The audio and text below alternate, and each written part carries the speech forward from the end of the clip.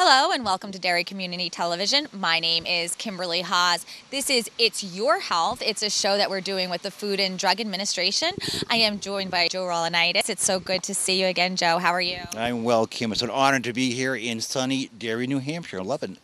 I know. It's a really beautiful day out here, and it's a great day to talk a little bit about food safety in the summertime, also the use of sunscreen, both very, very important as we enjoy our outdoor activities this year. Joe, do you want to start by telling us a little bit about sunscreen and why it's so important? Sure, Kim. Yeah, it's important in the protection level, really. When you look at the sun and these warm, wonderful days that we have up here, you're looking at three factors of protection. One is against sunburn. Two would be skin cancer, which is a major concern, and the other would be other types of melanoma and premature aging. So three areas that you really want to look at sunscreen for. And folks have a lot of interesting misconceptions about sunscreen. Back in the good old days, you looked at the SPFs, the sun protection factor, and people misinterpreted those as if you had an SPF of, say, 30, that would indicate 30 hours under the sun fully protected. Not the case. So the FDA back in 2007 looked at those regulations and realized we really had to update them and bring them clinically into the 21st century and make them more accurate for consumers. You know, what does SPF mean? I know that's always confusing at this time of year when I go into my local drugstore and I try to buy some sunscreen because I'm going out to enjoy an afternoon activity. I know there's SPF 15, 30, I see 50 now on the market. What does all of that really mean? Well, that's your sun protection factor. And basically, Kim, it's the chemical compound, the monograph in the over-the-counter drug, which a sunscreen is, an over-the-counter drug, that protects you from UVA rays, UVB rays, the whole UV spectrum, ultraviolet spectrum. UVB rays causes the sunburn, which we sometimes have to endure and put up with. Your UVA rays can cause the deeper skin damage to your skin. And of course, your skin is the biggest organ in your body. Protects all your internal organs, helps you maintain coolness as far as perspiration goes, maintains water weight, maintains water content. So your skin is a huge organ that's really got to be protected. And we have in this country, on the average, about 12,000 deaths every year due to skin cancer. You know, and that's really preventable. It really is. So when you're talking about SPF 30, you're talking a certain level of skin protection. Now, the new regulations that have come out this June of 2012, add a different ingredient, you might say, to the labeling and what's in your sunscreens, and that's the broad spectrum quotient or equation, you might say. And broad spectrum indicates that the content in the sunscreen will protect you from premature aging, from skin cancer, as well as sunburn. So that's a good thing. Now, is it important for all people to wear sunscreen? I know I have friends that say, oh, I never burn, I don't need sunscreen. And of course, I have friends on the opposite end of the spectrum who regularly apply sunscreen. Now, is it important for everybody at every age? That's a great question. Well, genetically, we're all made a lot different.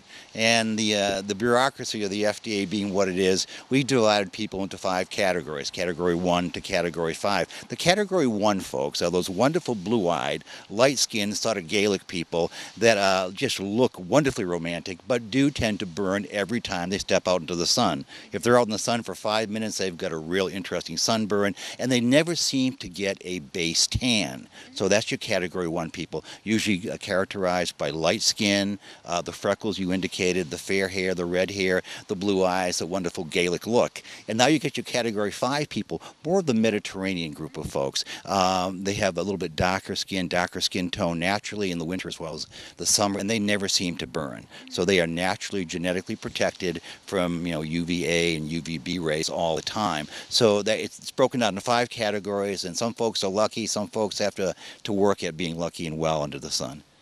But should those Category 5 people still apply sunscreen to prevent against premature aging and things of that nature? Good point. They really should. They should be aware of that. When you get the broad spectrum labeling on your sunscreen, which is coming into the market as we speak, literally, application every couple hours is not a bad idea for them as well. You really do want to protect against melanoma, skin cancer, and no one likes to get old early, that's for sure. No, nobody wants to see those crow's feet, especially us ladies. Now, I do have another question on the topic of sunscreen before we switch it up and talk about some warm weather food issues and things of that nature. How often should we be applying sunscreen, and when should we put it on prior to going out in the sun? Well, they say 15 minutes before you go out into the sun, but when you're on the beach, you're in a hurry, you sort of put it on when you get on location. But realistically and ideally 15 minutes prior to would be really nice. How often should we reapply it? Well, it depends on how busy you are. If you're playing sports, which a lot of people do, and it's the apex of the weather, it's like 10 to 2 and the sun's at its height, you should apply it at least every 40 minutes or every 60 minutes. So reapply, especially if you're in the water. If you're swimming, if you're perspiring, definitely reapply it. And they say that whether you're swimming or not, when you're sitting around reading a book, enjoying the sun, you should definitely reapply every 2 hours. So there's a real need to reapply the sunscreen. It doesn't stay forever. It washes off, it sweats off, it gets rubbed off. So just on the safe side, put a lot into your hand, about a palmful, they say, and apply all over your body as needed. Yeah, and definitely make sure that when you're out there with the kids this summer that you are applying the sunscreen to them. Their little ears, their little faces really, really need that protection from that sun because their skin is so delicate. And you can find a variety of different products out on the market. There's many different types of sunscreen now. They have things that are easy, they're sport, they're pump. I also am a big fan of the spray sunscreen that's on the market now because I can apply it myself to my own back and I don't have to worry about having to suffer from skin cancer there. Let's talk a little bit now about food safety and what we should be looking for as we enjoy those summertime picnics. My first question is about mayonnaise. Okay, because I've always been told mayonnaise is not supposed to be out for an extended period of time. And anything that is a mayonnaise product like potato salad, macaroni salad also should not be left out. But then this week I heard that sometimes mayonnaise products are okay in the sun. What's that all about? Well, in our many communications prior to the show, we talked about this, and I said, well, Kim needs an answer, her viewers need an answer. So I contacted CIFSAN, the Center for Food Safety and Applied Nutrition, my contact down there, Mr. Howard Seltzer. I said, Howard, what's the deal on mayo? How are we looking at that? And he emailed me back rather quickly and nicely and said, Joe, it's every food should probably not be in the sun, direct sun, for more than 2 hours continuously. And if your temperatures and your sun exposure reach over 90 degrees, less than an hour. So mayo is susceptible to spoilage. It's susceptible to turning bad in direct sun. And so once again, 2 hours in regular weather outside, the sun hits, or the temperature hits 90, it gets real hot. An hour is about the most you want to keep it out there. And he said that's for all foods, not just mayonnaise products? That's the general rule that we look at all foods.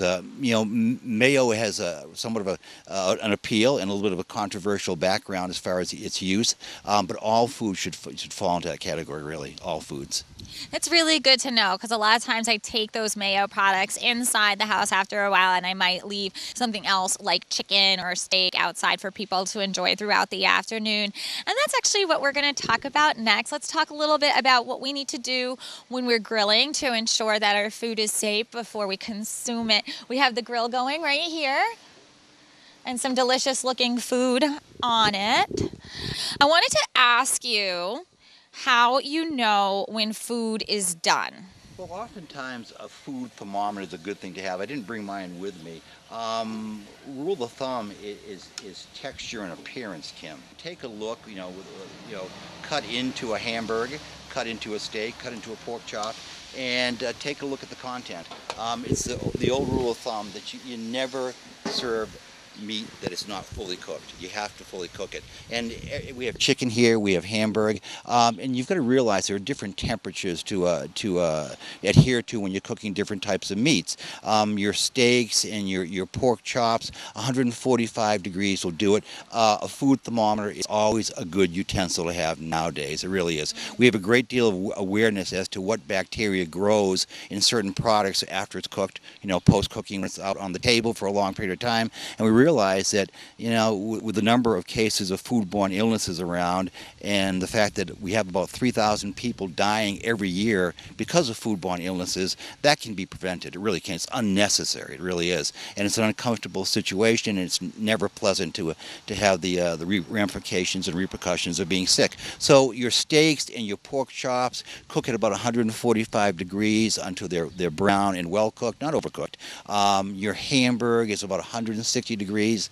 Your chicken, very, very popular. Chicken is about 165 degrees. Once again, use a food thermometer if you have it. Your seafoods also should be about 160 degrees. High cooking temperatures do a lot of things. They kill any potential bacteria, and I don't think they impact on the flavor of the product. What you want to do is you don't want to be paranoid about food preparation. It's a great time of the year. Cooking out and grilling is definitely an American livelihood and tradition, and you really want to be part of it, but you want to be part of it safely. You really do. So you want to cook your food properly. You want to cover it if you have to when you're not eating it. And once again, we use the 1 hour and the 2 hour rule, depending on the temperatures, to bring it in back under protection if you're not attending to it. Leftovers are wonderful things, but if you have a bacteria infestation in your chicken, it's no fun, once again. So, some basic common sense about washing your hands. Don't cross-contaminate. In other words, keep uncooked food away from cooked food, because that's where you contaminate right across the barrier of cooked to uncooked. Make sure you cover things properly. Make sure things are fully cooked. Use the meat thermometer and make sure your temperatures are according to the different type of product that you're cooking. Once again, infestation doesn't only come from unclean hands and unclean utensils. It also comes from flying pests and insects. So it's not a bad idea when you spread out your food on the table and such before you eat, is to cover your food as well, because you get a lot of uninvited guests at cookouts, and they bring gifts and products that you don't want to deal with in the long run. So common sense as far as time goes, common sense to prevent cross-contamination and infestation, and you should do pretty well this year, really. It should be a good summer. I think it's going to be a great summer, especially with these helpful tips.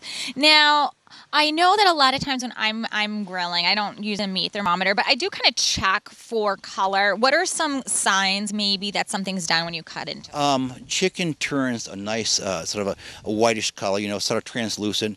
Fish does the same. Fish becomes milky white and sort of flaky, and that's really done. That's done really quite well. Your red meats, your steaks, and your hamburgers are really probably the most easy to determine proper cooking. They go from that sort of that rusty pink color to sort of a comfortable brownish tone. That will tell you that the meat is cooked fully, and that's what you want to look for. Not everybody is comfortable or trusts a meat thermometer, but you can trust your common sense and your visual awareness as to whether things are cooked properly or not. So that's the best way to look at it. Look at the reds and the pinks going away in your red meats, and your chickens and your white meats becoming a deeper white or sort of a flaky, milky white for seafood, and that should take care of it, really. And the other thing, too, is we want to make sure that everybody at home is not overcooking their food. Overcooked food is really bad for us. That black is really bad for us. Maybe you could explain why. Well, it's a carbon situation where you don't want to really ingest that. It doesn't digest well. It brings no nutrients into the picture, and it's all about enjoying good food and the nutrition value that comes with it. So, overcooking is not necessary. If you do overcook a piece of food, I'm sure there's a local dog or puppy or a cat that may enjoy that far more than a person would. So don't overcook. You kill the nutritional value. You kill the quality of the item. The quality of the menu is depleted by charcoal broiled items. Some people like it that way. That's a personal choice. But by and large, a good grill master, the average guy with a friendly adult drink in his hand knows what he's doing. They're skilled at doing this, and they can definitely get you your food, the way you want it, and the way you enjoy it the best, really. Yeah, and I mean, it is a skill. It's a real skill to be a good grill master. And I'm just going to plug my husband for everybody at home because he's a grill master himself. Now, also, too, I wanted to just wrap up by talking a little bit about, healthy eating in the summertime. Make sure you're enjoying all of the great fruits and vegetables that are available in the summer months. They're also very good on the grill. Be aware of the safety, obviously. Just like with other food products that we're talking about leaving out, you don't want to leave any food out for an extended period of time. Is there anything else you would like to add today to the program? Well, remember, we've got a host of bacteria in our environment. They naturally live there. They have an incubation period. In some cases, Listeria, Salmonella, the regular, your basic, bacillus, of sometimes as little as an hour. So once you cook and remove a food item, a meat, or even a salad operation, and put it on a table, that's when you start the countdown for bacteria growth. Okay, so the deal is to consume as much as you can and refrigerate and keep items cool, or keep things hot, to keep hot foods hot, keep cold foods cold, and just remember that bacteria is not your friend during the summer or any time really. No, absolutely not. And none of us want to get sick during this beautiful time of year. Everybody at home, make sure that you're enjoying these upcoming summer months. Get out there with friends and family and pull out a grill, or go to a park where they might already have grills if you haven't already. Once again, my name is Kimberley Haas. I'm with Joe Raulinaitis from the Food and Drug Administration. This is It's Your Health.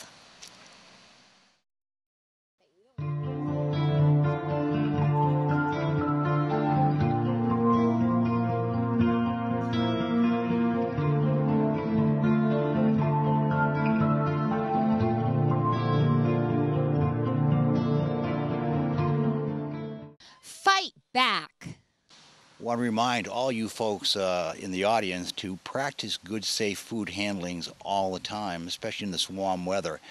Bacteria like this fellow and his neighbors can grow on your food really quickly, can make you feel really uncomfortable, can ruin a good time. So wash your hands, don't cross-contaminate. Make sure you keep warm foods warm and cold foods cold, and beware of what we call time and temperature abuse. In other words, when you're outside and you've got a picnic table or a blanket with all your favorite cooked foods on it, if it gets to be 90 degrees, bring that food in and re-refrigerate it. Once again, safe food handling lies in your hands. Wash your hands, keep safe, and don't let this guy ruin your picnic.